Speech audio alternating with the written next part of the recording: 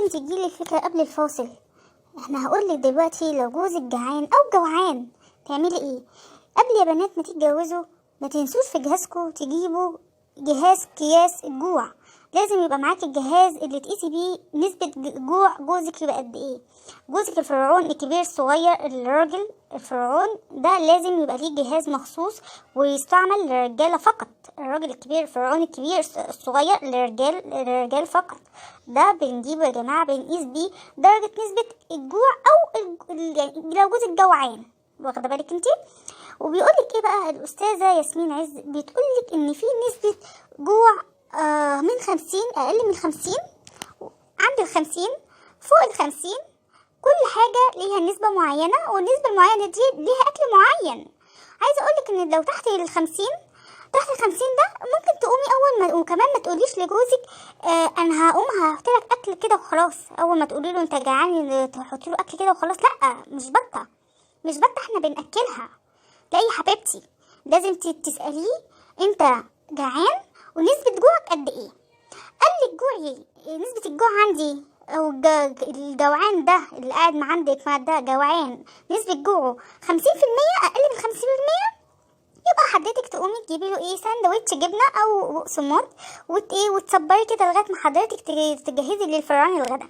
لو نسبه بقى الجوع عنده 50%، فحضرتك يا حبيبتي تقومي تعملي له السلطه وتعملي له مثلا تونه وتعملي له كمان بطاطس وتصبري كده حاجه بسيطه كده تصبري بيها لغايه الوجبه الاساسيه اللي هي الغدا. انا عايزه اقولك يا حبيبتي ان الوجبه اللي هي البسيطه اللي انت بتقوليها دي ان الشعب المصري هو اللي بيتغدى بيها اساسا. شويه البطاطس وعلبه التونه دي اللي دلوقتي فوق ال 40 جنيه حبيبتي، دي دلوقتي البيت كله بيتغدى بيها يا ماما.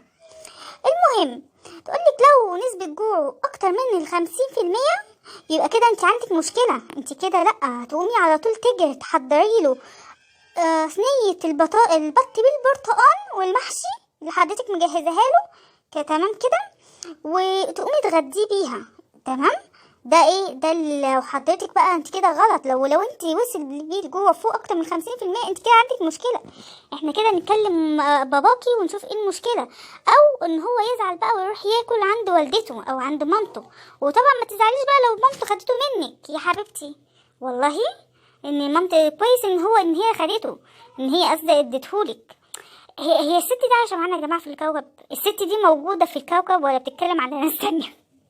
الست دي مين بصراحه؟ يعني الاستاذه ياسمين عز دي معانا في الكوكب، عندها علم باللي بيحصل في الكوكب ولا لا؟ يعني بتتكلم على الراجل الفرعوني الكبير الصغير، الراجل هو كل الاهتمام وكل ما تتكلميش اي حاجه تعمليها من غير ما يتكلم. ده انت عندك فرعون. انت في ايه يا حاجه؟ الاكل بطه بالبرتقال، انا عايزه اقولك بطه دي بقت من ممنوعات يا حبيبتي. البطه بالبرتقال دي من ممنوعات يا حبيبتي، محدش يتكلم عنها دلوقتي خالص. هي قالت بطه بالبرتقال وقالت حاجه تانية انا مش فاكراها كمان. يعني تخيلي انت في ايه يا حاجه؟ انت معانا محشي مين؟ المحشي دخل جدول محشي والبط البرتقال ده، والفراخ نفسها دخلت جدول، مش هتدخل البطة جدول؟ انت في ايه يا ست؟ انت عايشة معانا، موجودة في الكوكب، موجودة انت في ارض الواقع في اللي احنا فيه ده. يعني احنا نشوف حل بقى، احنا كده نشوف حل معاها. دي ما سابتش حد في حاله. الفرعون الصغير الكبير الراجل ده كده ما سابتش حد في حاله ابدا ابدا ابدا. الست دي حد واقفه عند حدها بجد، يعني مش عايز تسكت يا جماعه. حد يسكتها، حد يقول لها استوب على كده. دي مش سايبه حد، يعني ولا سايبه مدير بنك ولا ولا سايبه محاسب ولا اللي شغال في بنك ولا دكتور الاسنان.